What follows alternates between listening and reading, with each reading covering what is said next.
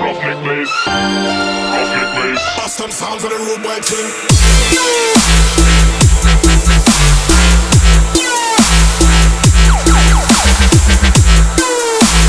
What's going on, guys? This is Rinjin, and I am bringing to you a Destiny's First Impressions video. Now, I went ahead and borrowed this footage from Bungie. I went ahead and found this on YouTube, so I definitely want to give my shout out and tell you guys thank you very much. I'm just using this footage to have something play in the background while I go ahead and discuss my initial first impression of this game. Now, I'll tell you right now, I had some issues with my Elgato capturing card, so I thought a couple of times that I had got some really good footage, only to find out that it was basically frozen at one screen. I had no desire to basically pick up Destiny again and try to record any footage just because, well, we'll get into that. But nonetheless, I was unable to get some footage. My Elgato capture card is actually running good now. Kind of scared me for a bit because I honestly thought I was going to have to replace that damn thing, and I was like, no. So, let's talk about Destiny. Let's talk about everything that's been going on. I'm going to say some pretty harsh things, but you know what, guys? This is my YouTube channel, and this is my review. So, you're going to have to suck it up, and you're going to, just hear me out. Just give me the benefit of the doubt. So, let's talk about some certain things. In the very beginning, you get to have your customer customization. So you get to pick your race, your class, you get to pick your coloring, your features, your gender, male or female. My character was actually a female character, and as a matter of fact, she resembles pretty much the character that you're looking at right now. So, and that's kind of creepy, actually, because I think they looked almost identical. But that was pretty cool, I really liked the graphics when you were looking at the facial features, the expressions, all the different customizations that you could use.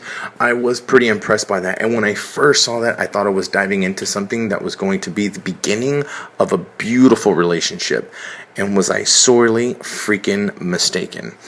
Upon the first mission, in fact, the tutorial even, when you're basically learning all of the weapons, you're learning all the buttons, what they do, you have your ghost, your little assistant that basically comes out. It's like a HAL 9000 interpretation. It's like Link's Navi in Ocarina of Time. So basically, you have your psychic who tells you, to watch out, to be careful. There's enemies nearby, things of this nature, right? And although it was pretty cool, I kind of felt like I had been here before. It was like deja vu, kind of. So I kind of, I brush it off. I continue to play. And as I'm playing one of the first missions where I have to find like this, I have to find this item. And this is how bad it was, guys. I mean, there were some missions and there was, a lot of dialogue and detail that was going on in the game. But I was so, not even into the game that I was not even paying attention as to what I had to do because of the fact that I knew it was a point A, point B type deal. I was going to get sent here. I need to go pick this up. There's my waypoint. I got to go, from point A to point B. And in between, I'm going to kill some enemies, And that's exactly what it was like. I mean, it was like, it was a disappointment. It was a disappointment for me because of the fact that I had actually been waiting for this game to come out, and I had been arguing with friends back and forth who felt like this game was going to be a complete disaster. And I was like, no, it's not. It's Bungie. They're going to take care of their fans. It's going to be awesome, and that's all there is to it, right? And I was so passionate about this game being kick-ass.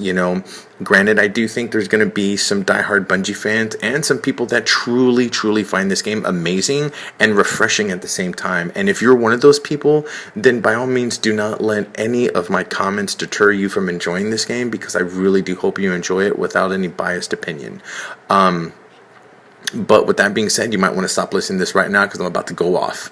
So, the weapons, to me, all they did was give them really kick-ass names. I don't know what it is with Bungie, but they're able to come up with the coolest freaking names imaginable, So I was really digging that part, but I couldn't even see myself getting to the point where I was getting to enjoy these wonderful treasures of weapons and rarities that I would be able to find throughout exploring the world of Destiny, because I couldn't get past the AI on how dumb it was. Like, I felt the AI was just ridiculous.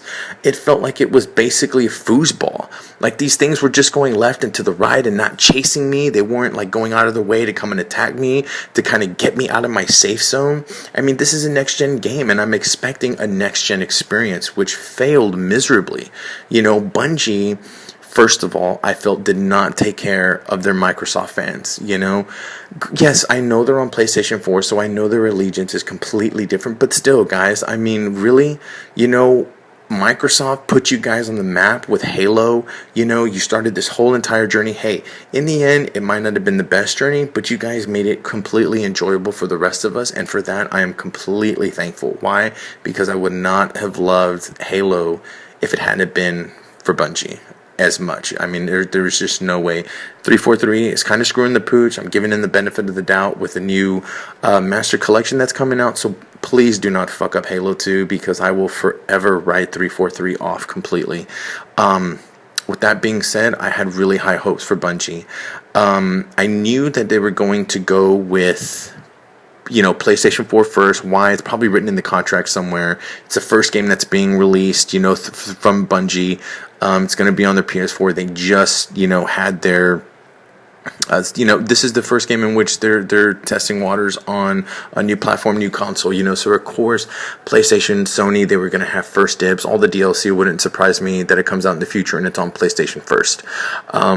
Which is cool in my eyes if that's the way you want to play it, but it would have been really cool, guys, if you'd have fought for the right, to have it on the same system across the board. Hey, it was unfortunate that Sony was not able to enjoy all the fantasticness that Halo was, because it was an exclusive title. So I guess this is Sony's way of getting their exclusiveness by making it first available through, PlayStation's console. So whatever, but like I said, the AI, God, it just felt like it was so mundane. It felt so dry. Like there was no passion in the game. There was no fire, in the game that was making me want to break out of my shell and do something completely different. It was like I had played these games 1,000 times, and it was like Max Payne 3. It was like I'm just ducking behind stuff, waiting until people shoot, get up, boom, kill you, go on to the next step. I mean, I have played these games like 1,000 times. I've never had the pleasure of playing Mass Effect, although I know that game was incredible. When it comes to games like that, my allegiance goes to Final Fantasy. I'm a big Final Fantasy fan. So when any game that takes that amount of time, I just can't devote to it. But everybody that played it would just tell me that game was amazing, and they basically compared Bungie's Destiny to Mass Effect 3 in the sense that the graphics reminded them of that. I thought the graphics were okay. Did I think they were next gen? No. I think there was a lot of boundaries that they did not push, for whatever reason. I don't know, maybe it's time constraints, but I felt there were so many avenues that have left to be explored, and I was really disappointed with Bungie for not pushing the boundaries in this game. One of the things that I felt like was, besides the AI, is the 30 frames per second. Some people say it's not really that big a deal, get over it, but this is next gen console, guys. Why is 30 frames per second becoming the norm? Why is it that when we hear about games that are 60 frames per second, we throw a big, yeah, all right, 60 frames per second, woohoo, like we just, discovered, a fucking rarity, a buried treasure. That shit should be the normal. That shit should be what we should come to expect from all of our games. Why? Because I just spent $500 goddamn dollars on a next gen console. If I wanted 30 frames per second, I'll just stick to playing fucking 360. I mean, it makes no sense. But look at this. There's going to be people out there that don't really care. There's going to be people out there that, oh, it's Destiny, I don't care. It can be 20 frames per second. Whatever, man. That's how you roll, and that's how you want to be. That's fine. But my expectations from getting a next-gen console have definitely been raised. The bar has been raised, guys. And since the bar has been raised, Bungie has not met it. at all. This game has not met it. The developer, Bungie, I'm just like really disappointed. I played this game for a couple hours and have no desire to physically touch this game again. Even if this game was $10 or at the Walmart $5 bin, I would still be questioning whether or not it would be worth it. I just feel like it's lacking in potential. I feel like it's lacking in depth. I feel that they tried so hard to overcome some type of ghost gaming obstacle that they imagined in their head, that they failed to captivate the simplicity of a game. Like, games don't have to be that complicated to enjoy them.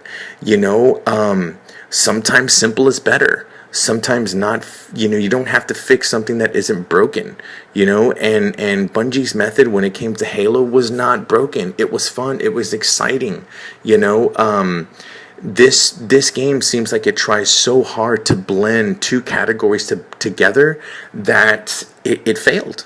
In my eyes, it really did. And yes, I know there's going to be some people out there that are going to hate what I'm saying, and I can completely understand.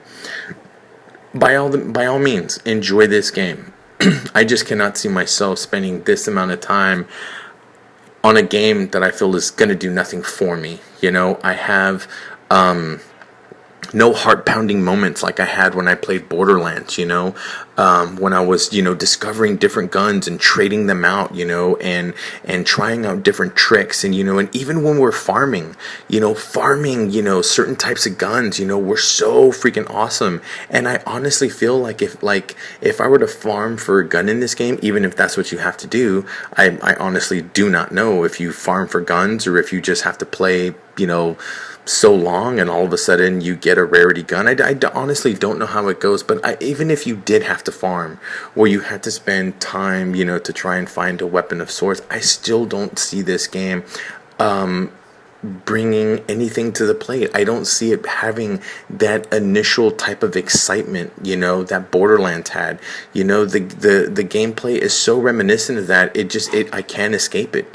I can't escape it at all. It's one of the things that completely made the game for me. And now that I've been able to play the beta, it's completely broken. And there's no need for me to play anymore. So, with that being said, guys, I'm going to go ahead and let what I said sink in. I know there's going to be some people that are going to have a lot of things to say, and there might be some people that have played it a lot longer and have been able to accomplish 10 times more than I have, and may have a completely different outlook on this game than what I have described. And if that's the case, please let me know. Now, this is just my impression of the game, okay? So this isn't ironclad. This isn't, I'm nobody. This is just one person's review of the game. If you feel like I did or don't, leave comments. I want to know everything. I want to know how you guys feel. If there's sections in the game that you feel that were awesome and I never got to, explain them. Explain what's going on. Explain what your take of the game is. I'd really like to hear, because who knows? Maybe, one day when I'm walking around and I've played all the games that I want and I'm, completely physically tired and I have a Sunday to kill, I might run across Destiny and it may be cheaper and I might be like, you know what, let me give this game a shot now. Let me see what's going on, and who knows? It's possible that I could end up liking it, but, from looting and all these other kind of things that you get to do in this game, I mean, let's be honest, guys, it's been done before. Don't you want to play a game that offers something completely different on a completely different level? All I feel like I'm doing is playing the same game on a different console that's taking me nowhere I haven't been before, okay? Now, granted, Borderlands 3 is going to be coming out, and I'm expecting it to be like Borderlands. I'm expecting it to be like Borderlands because Borderlands is the originator. They originated all this kind of thing, which made it fun, which made it exciting to go back into the same map over and over and over, and completely loot, on one enemy, for endless hours with your buddies. It was just so much fun.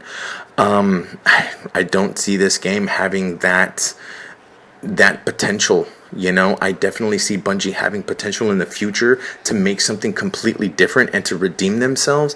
But with Destiny, guys, I don't feel that's it, and I don't feel they hit the mark. So with that being said, this is Rinjin. I'm out, guys, and always remember, long live dial-up. That's where it all started, guys. I'll see you when I see you. Take care.